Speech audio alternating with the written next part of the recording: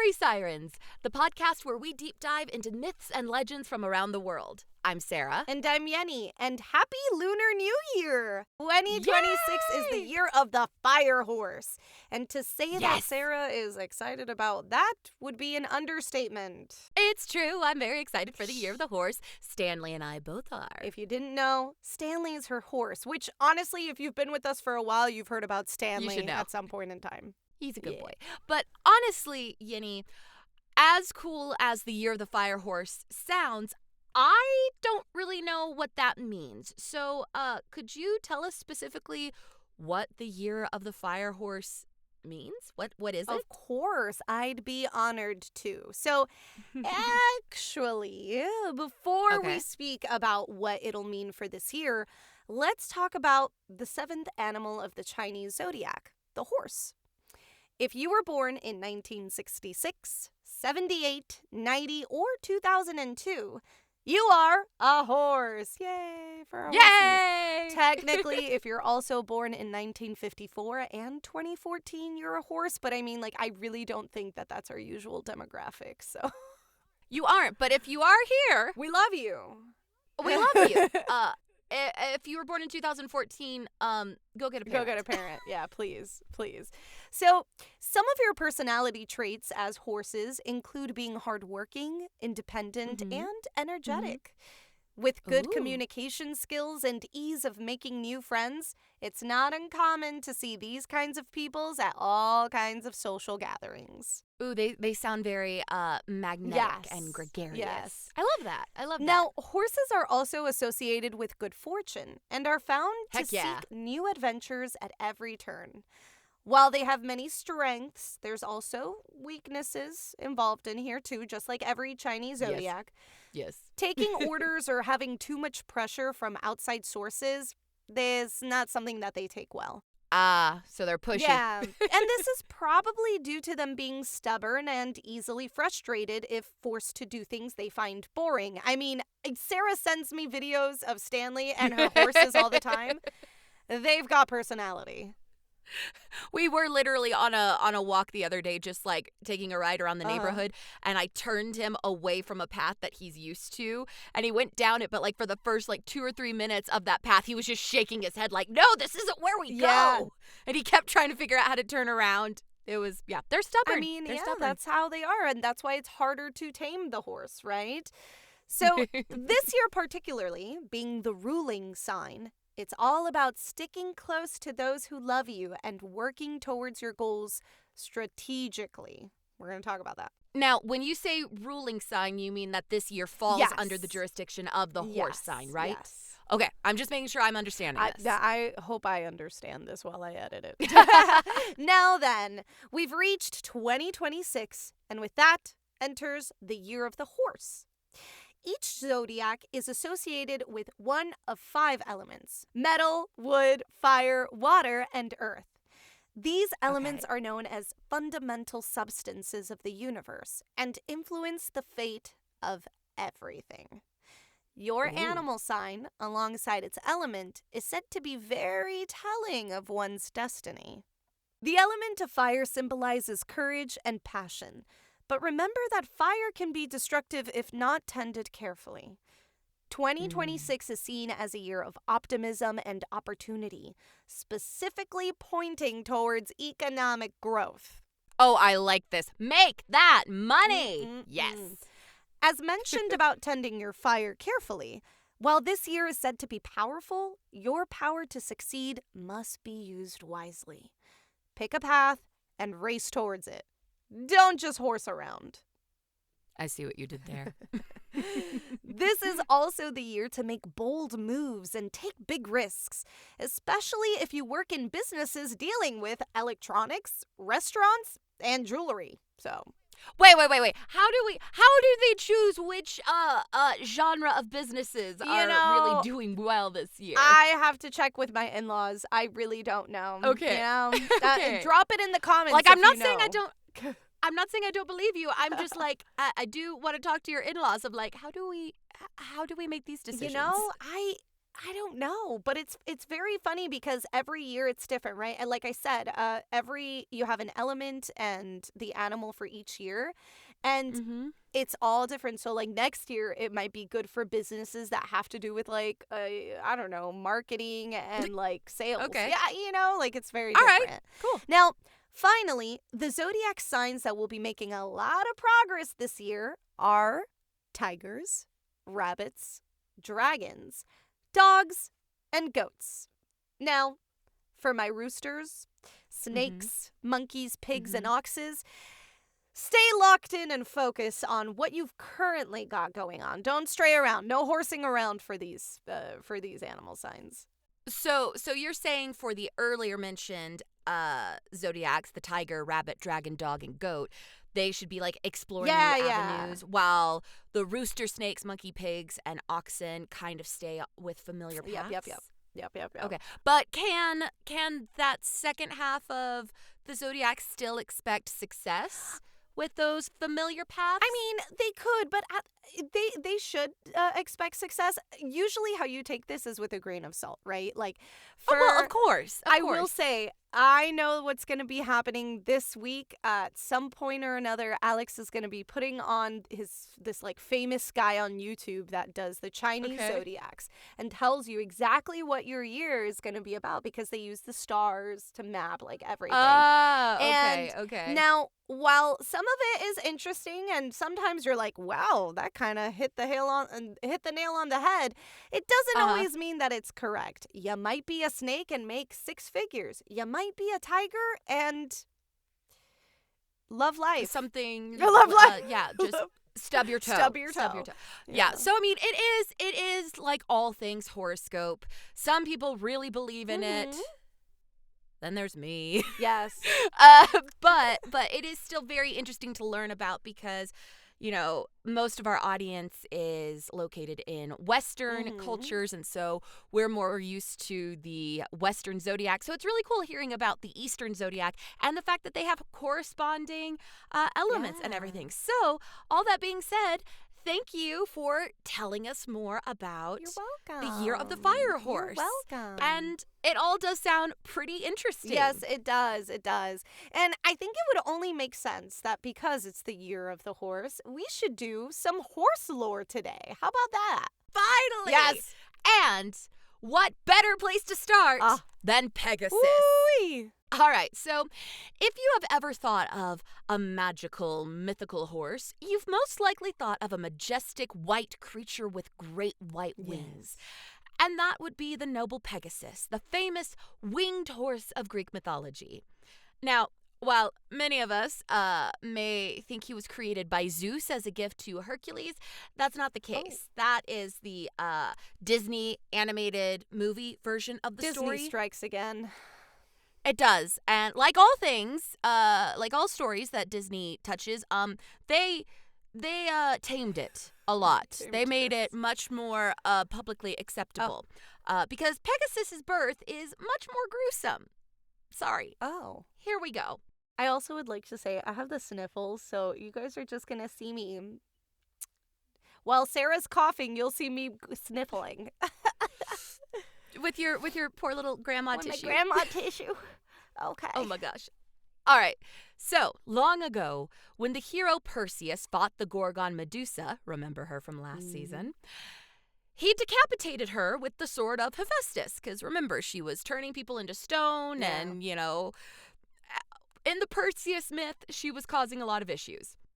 He then used her severed head to destroy the sea monster Cetus, because even though she was dead, whoever gazed or made eye contact with her head would still be turned into stone. That's a lot of power. That's a lot of power. So when this happened, blood dripped from the head of the Gorgon and mixed with the sea, which we all know was ruled by Poseidon, and, depending on how you view it, is technically a part of Poseidon. So from that union sprang Pegasus. What? Isn't that how all babies are made? Listen, Greek myth gotta be... First of all, now you're telling me that when I go into the ocean, Poseidon is in me and on me and around me, and I don't know how I feel about that. And now he's making horses. Yeah. Poseidon got something with horses. Poseidon loves horses. Absolutely. He is the god of the sea and of horses. Yep, there you go. So, There's that. there it is. Now, since Pegasus is born basically fully formed, full adult winged horse, the goddess of wisdom, Athena, used a golden bridle to help tame him because he went ahead and flew up to Olympus to live up there, but he was kind of throwing little pony tantrums, which, if you know horses, you know pony tantrums can kind of be a thing. Oh. They're very funny until they try to bite. So anyway, Athena used a golden bridle to help tame him so that he could live peacefully amongst the Olympians. Later on, she loaned that same bridle to the demigod Bellerophon so that he might be able to ride Pegasus to help him fulfill a quest. Now, Bellerophon rode Pegasus to fight and kill the fire-breathing chimera. And after completing this heroic act, the demigod kind of believed that he was worthy to travel up to Olympus and live amongst the gods. And of course, if you know anything about Greek mythology, never presume anything with the gods. That's like a one-way ticket to ticking them off. Yeah. Well, and of course, Bellerophon's arrogance and his presumption that he could go and live amongst them really ticked off Zeus. Worst one to tick off. Exactly. So the god of thunder sent a great fly to bite Pegasus, who in turn reared up in pain and annoyance, throwing Bellerophon from his back. Bellerophon crashed to the earth and died, and Pegasus returned to Olympus to dwell amongst his fellow gods. Pegasus is a god? No, he just has a godly parent. But so did that guy. Yes, that's called favoritism. Oh. But, yeah. So, but most importantly, I'm just mad at the fact that Zeus invented the freaking horsefly just to punish a demigod. Oh my god! Yes! Those things suck. They suck. But really quick, I think we should be focusing on the issue of child favoritism, so... I don't think so. If you don't think flies are an issue, I will send you my bill for fly spray during the summer. You know what? It sucks. I would know what that was if I went camping, but like that's against the Yeti law. No. Here, I will just go ahead and let you know. During the summer, the flies come out, they bug the horses, so we buy like these giant bottles of spray to spray the horses down so that they're not constantly under attack from the bugs. Oh, poor baby. I know, it sucks. But back to the magical horses. Yes. In other Pegasus news, the Muses are often referred to as the Pegasides, and I think that's kind of an interesting correlation between Pegasus and the arts. This correlation also came from the fact that there was a belief that should Pegasus strike the earth hard enough with his hoof, springs of water would burst forth. These springs would in turn birth the nymphs, who were also known as the Pegasides, and in some iterations of Greek myths, all of the Muses were considered to be nymphs. So I do still love this connection because horses are featured throughout art even today, from paintings, music, to cowboy poetry. Cowboy poetry is kind of great. If you've ever been to a cowboy poetry festival, highly recommend it. They are so There's fun. Festivals? They're wonderful. Yes, they are so much fun. But there's a deep connection between equines and the world of art from antiquity to today. And if you don't believe me, I recommend checking out the art of cowgirl artists Alice Leese and Valerie Coe. Oh my god! Just for funsies. I love that. Exactly. All right, let's leave Greek myth for a little while, and let's go into Chinese myth and folklore, shall we? Oh, I love that. Yes. Let's do that. And we're going to start off with one of two horses from Chinese myth and folklore, and the first one being the Qianlima. And that is the Mandarin Chinese translation for 1,000-li horse, meaning a horse that can gallop the distance of 1,000 li, which is like roughly 250 miles in one day. Crazy. One day. Crazy, right? So, wow. Okay. The story of this powerful steed starts with a man named Sun Yang, who lived during the spring and autumn period of China, which is around 770 to 476 BCE, and was known throughout the land for his ability to recognize great horses. I'm sorry, I'm just suddenly picturing him like walking up to a horse and tapping it on the rump and going, "This here's a great find." Like he's basically a car salesman of 2026. Yeah, that's exactly what he is. So, all right, I love this. One day, while out and about, he saw a horse pulling a salt cart up a steep slope, and immediately could tell that that horse in particular had something very special. Sun Yang purchases the horse from the owner and brings it to the king of Chu, only to be doubted by the king. Well, of course. Because upon seeing such a lean and weak horse, the king didn't trust Sun Yang's famed ability. Listen, having good eyes for horses is a skill.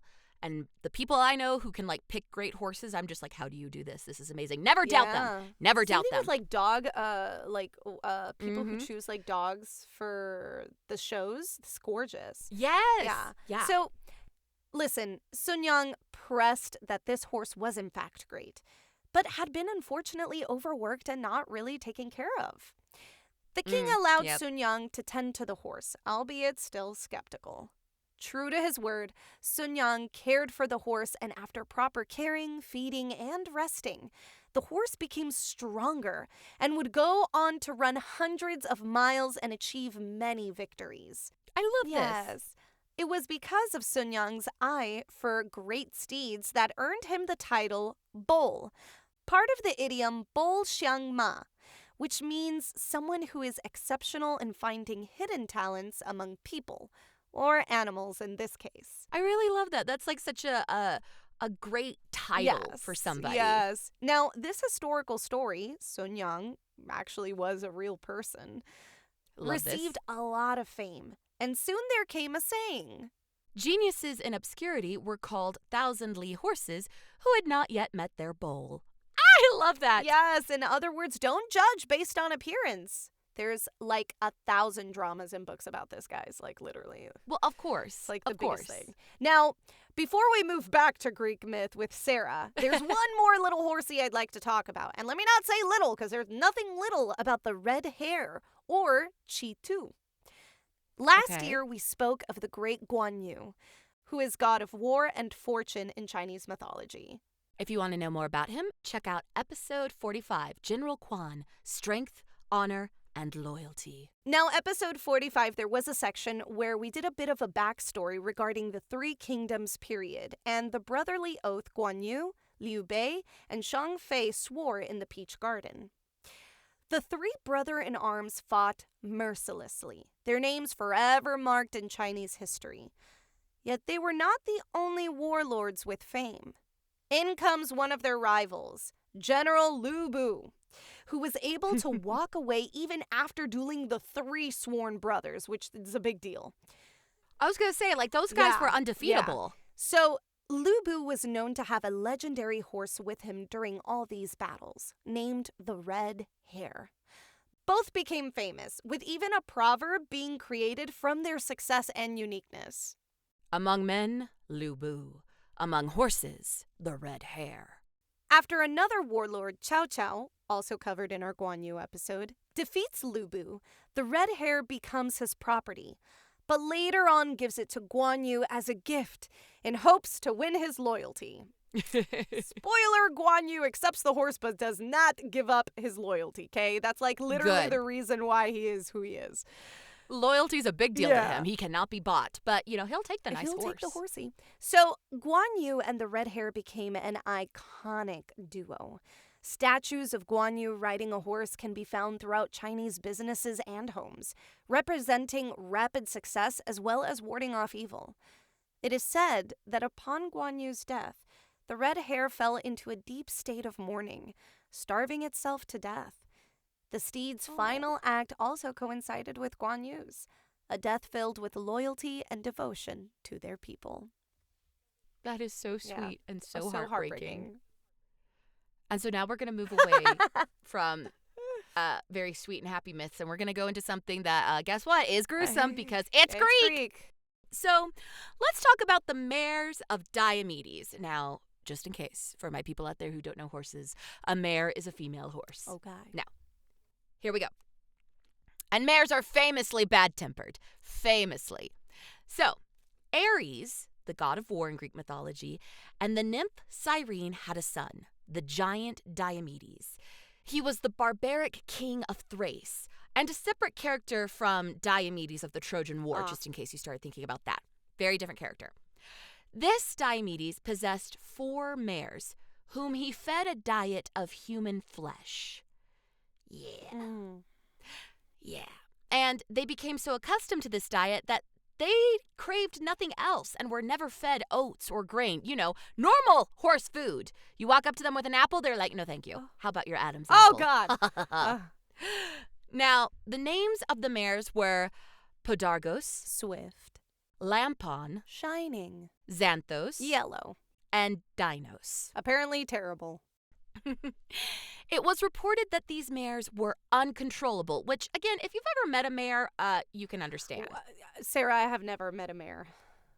Okay, well, to put it plainly, imagine a woman in the worst, most aggressive mood of her life while she's on the worst period of her life, where she is willing to commit crimes and take on jail time, authorities be damned, and then put that personality into the body of a herbivore who believes it should be a carnivore. That was literally me last week, so. Yes. Now make it a carnivore. And those are the mares of Diomedes. Literally, there's like a mare who sleeps in the stall across from my mother's equine, and every time my mom leads her animal out of the stall, that mare starts biting at the bars trying to get to her. Oh my God. It's weird. It is weird. And her name is Dory, and like whenever I lead out my mom's animal, Evelyn, I'm like, Dory, you're supposed to be happy, and she's just like, I will eat your soul. I am Terrible's cousin, so. Exactly. She's like, let me tell you about my ancestry. Now, back to our myth. When given his 12 labors, the hero Hercules/Heracles was tasked with stealing the mares of Diomedes. Hercules was able to capture the beasts, and he left them in the care of his companion, Abderos, while he set off to face Diomedes. The demigod son of the king of gods, Hercules, and the demigod son of the god of war, Diomedes, squared off and had a vicious fight. Hercules and Diomedes fought to the death, with Diomedes eventually losing. It was a very long battle. But by the time the fight ended, Hercules realized it might not have been a good idea to leave his friend with a bunch of flesh-eating animals. When he returned to the mares, he found that they had devoured Abderos. So, to get even with them, he fed the animals the body of Diomedes, their owner. I mean, way to get him back. A little late, though, in my opinion. Right. But, live by the feeding of human flesh to animals, die by the feeding of human flesh this was to also animals? in I Game don't of know. Thrones. Remember the guy with all the dogs? He gets eaten by he gets mauled by the dogs. No, we're not gonna talk about that. But yeah, no, that was terrible. Now, some stories claimed that feeding the savage Diomedes to his mares calmed their monstrous cravings, and they became normal horses afterwards. The mares were sweet and easily handled after they ate the body of their master. Is this a reflection of how they were treated? Well, aren't animals in general a reflection of their owner? I think so. Now, in some versions of the story, Hercules dedicates the calmed mares to the gods of Olympus, and Hera presides over them. Under her watch, the mares produce multiple offspring, and eventually from their lineage comes the horse who would help Alexander the Great conquer nation after nation. Look at that. Right? All right. Mythological ancestry. I love it. We love that. You know what else we love, but not really, but we do love it? Norse mythology. And that's where we're Heck here. yeah, it's gonna be weird too. Oh boy. Okay, so let's talk I'm so ready. about Sleipnir and Svathelvari. Okay? I'm so ready. First up, an 8-legged horse known as the powerful steed that Odin, ruler of the Aesir gods as well as the god of war and poetry, rides throughout the 9 worlds. Yes, Okay. Sleipnir.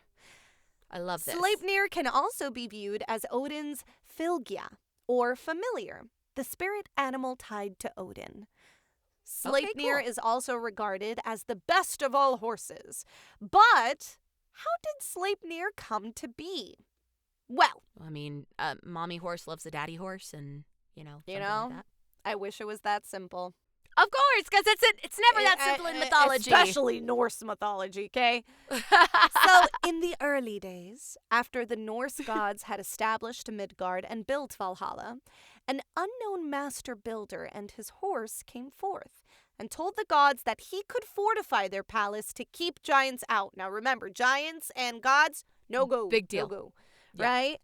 Loki told the builder that if he finishes his work within 1 winter, he'd not only be given the goddess of love Freya, but he'd also get the sun and the moon as well.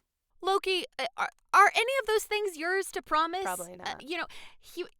Now I'm just thinking he's saying this because he absolutely doubted the builder would finish in time, which is just dumb. Yeah, I agree that it was dumb. Yet, the builder's horse, named Svathelvari, proved to be a mighty steed with the ability to help the master builder complete his work quicker.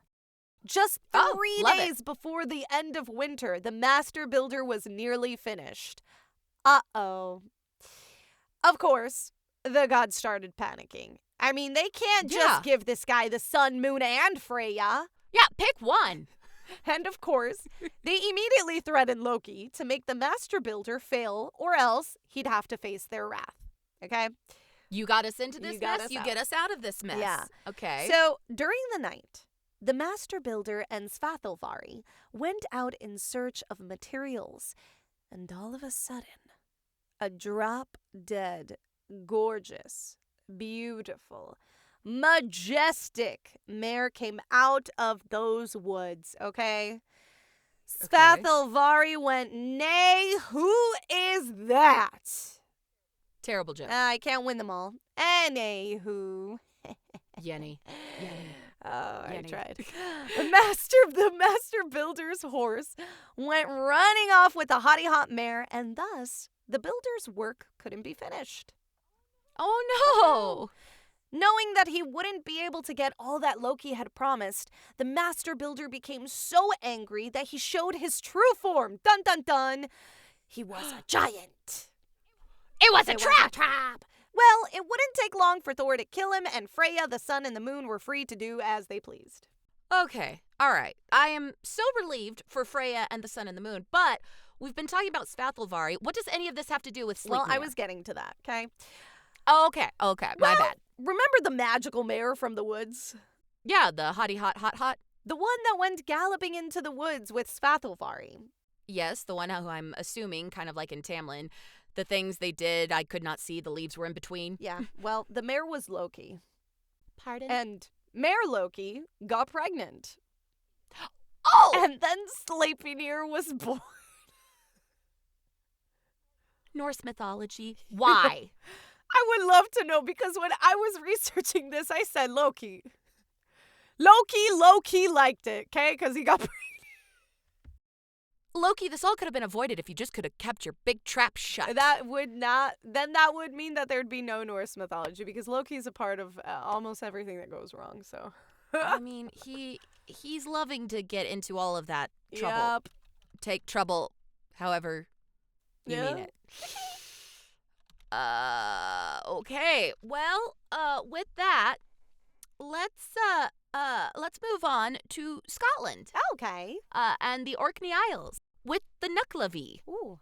Now, Yenny, my first question before we go into this: how did I end up with all the scary ones? Because I'm a chicken. So am I. Yeah, but you do it nicer. Okay.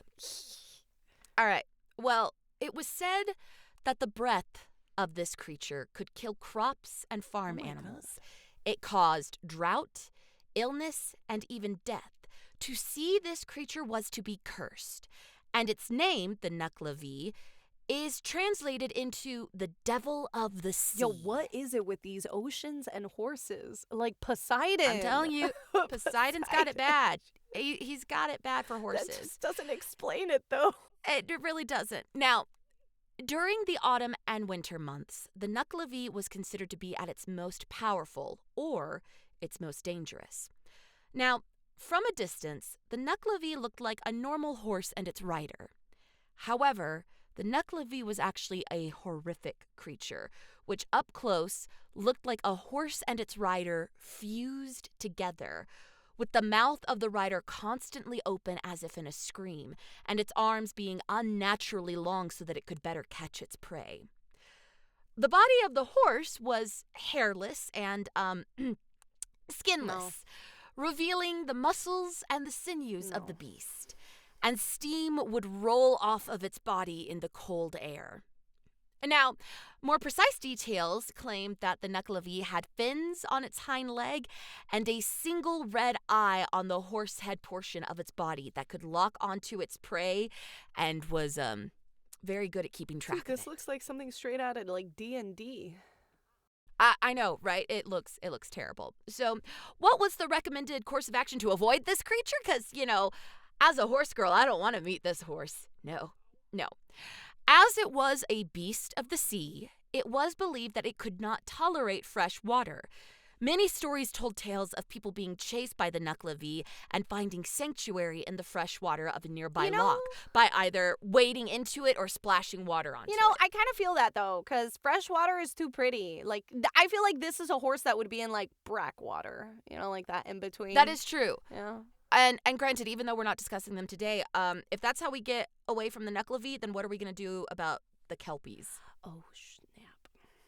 You're never safe. So, but anyway, you are never safe. You are never safe in a world of mythological creatures. Absolutely not. Now, during the spring and summer months, it was believed that the demonic Nuckelavee was kept at bay within the ocean by the Mither of the sea. Oh, I guess we'll learn about the Mither of the sea some other time. Eventually. So, what else do we have, Yenny? What other horses can we meet who are, please, not as terrifying as the Nuckelavee? Let's talk about Hindu mythology, shall we? Okay. It's not as terrifying. You're right. It's not as terrifying.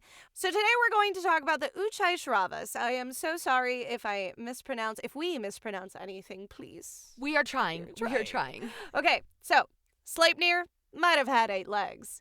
But Hindu mythology's Snow White horse, Uchai-Shravas, well, they've got 7 heads. Hello. Heads? Yep. Okay. King of the horses and the sacred animal vehicle, or Vahana, of Indra, the Hindu god and king of the gods, this mighty steed is very important and powerful, with the ability to fly, immense speed, and enhanced senses due to, the 7 heads. I would hope that there were some, there bonus has to points be bonus for all points. those heads. This horse is a force to be reckoned with, okay? Wow. Can you imagine the amount of food that thing goes through? I don't know, because there's only one stomach. Oh, there is only one stomach? Okay, never mind. I don't know. I'm assuming because it's one body and just 7 heads. So, like the Hydra would still eat the same. That's true. I mean? So, okay. Uchai-Shravas emerged from the ocean of milk. What is with the oceans? What is going the on? The ocean of milk. Yes. Which, all right, I'll go with that. Why not? According to Hindu cosmology, is the 5th from the center of 7 oceans and surrounds the continent Krancha, which is the 5th of 7 islands that make up the world. We will definitely be discussing this in a future episode, just like the 9 realms in Norse mythology, but this is fascinating. I want to know more about like these rings and these oceans and these this is cool. But continue with the 7-headed horse. So the story of Uchai-Shravas is mentioned in the epic Mahabharata and tells of the gods, Devas, and demons, Asuras, coming together for a millennium to churn the ocean of milk, which would not make cottage cheese, but instead... I was going to say, is this going to make butter? Make butter? Are we making an ocean of butter? The French would be so happy. Isn't cottage cheese also made out of churning milk? Not churning it, but it's still the process where like the curds and the whey separate, like the cheese making process. Yeah. So we're not making cottage cheese and we're not making butter. We are making, instead, these gods and demons got together to make Amrita, the nectar of immortal life. Well, hot dang. Yes. Okay, that's even better. Yeah, I want that. So, as the ocean churned, multiple beings emerged, including Lakshmi, goddess of fortune and wealth, and our favorite 7-headed horse, Uchai-Shravas. But did they get the nectar? Oh, yeah. The Amrita popped out of the ocean, too, so. Okay, cool, great. So, like, that's bonus. Like, we got what we wanted plus some. That sounds like a good day at the office Let to me. me tell you. And they all worked together. There was no fight. Yes. But the fights would ensue. Or that sounds like a good day at the cosmic ocean. At the cosmic ocean of milk. Yes. There's Also, yeah, we got to dive into this more. Yeah. There's also another story of Ushai-Shrava's origin. Coming from the 12th century Indian text, the Hari Hara Katuranga. I am so sorry, I tried my best.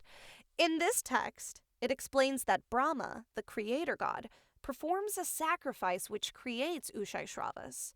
The horse appears out of the ocean of milk, but instead of becoming Indra's sacred animal, it's taken by Bali, king of the demons.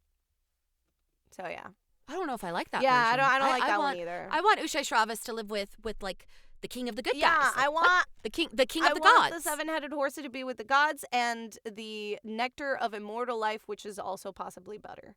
So I would totally believe it's butter. I can't believe it's not butter.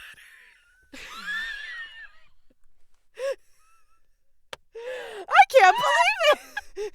It's the nectar of immortal life. I can't believe it's not Amrita.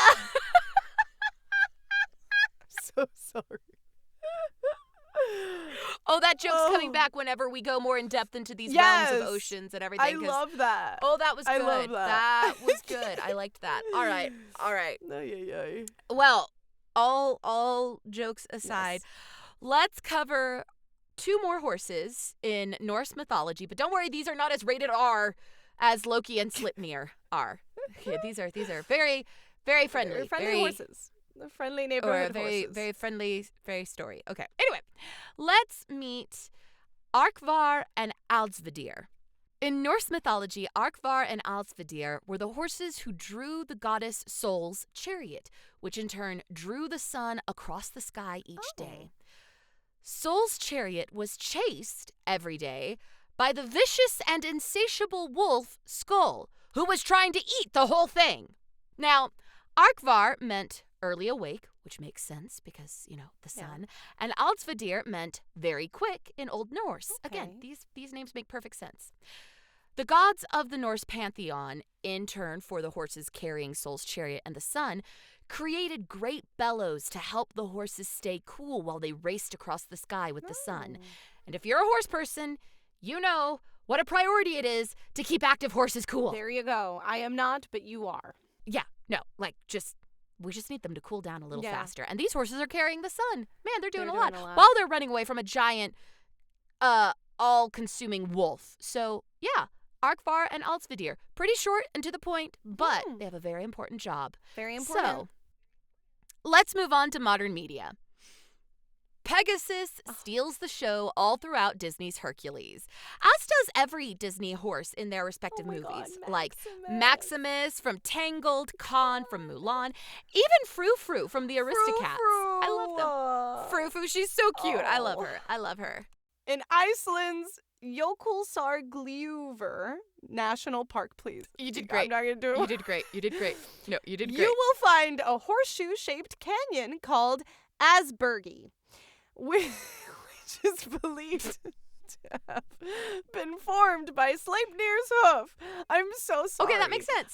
One more time for the fans. Jökulsárgljúfur National Park in Aspergy. We tried. We did try. We're sober for this. This is super sober. Okay. In The Lord of the Rings, Shadowfax is the king of the horses, known to be able to understand human speech and run faster than the wind. Wanna cry? Let me help you out. No. Watch Spirit, stallion of the Cimarron. Is it Cimarron? Cimarron. There you go.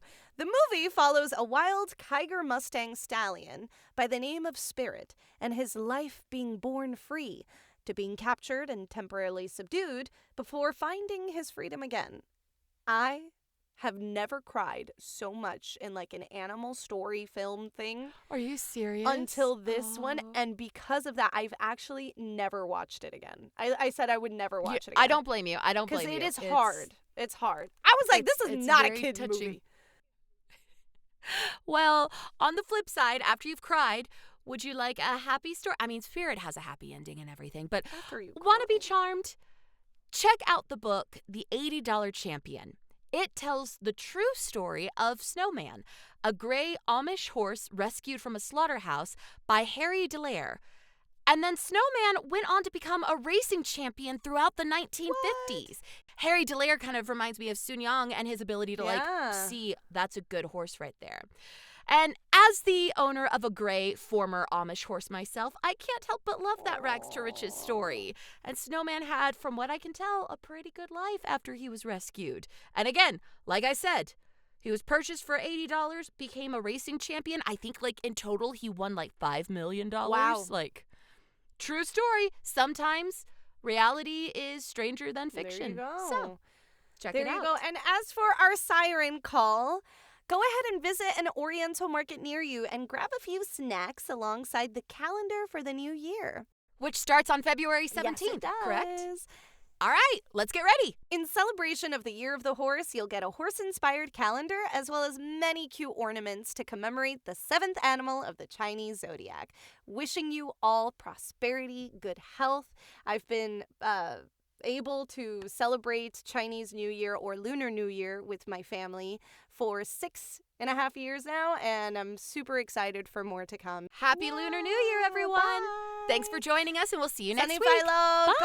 Bye.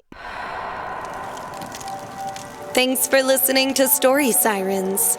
You can follow us on Instagram at Story Sirens Podcast. Want to support us? Send us a cup of Ko-fi by searching ko-fi.com/storysirens. We've got lots of treats for those who become siren seekers. All research materials can be found in the episode summary.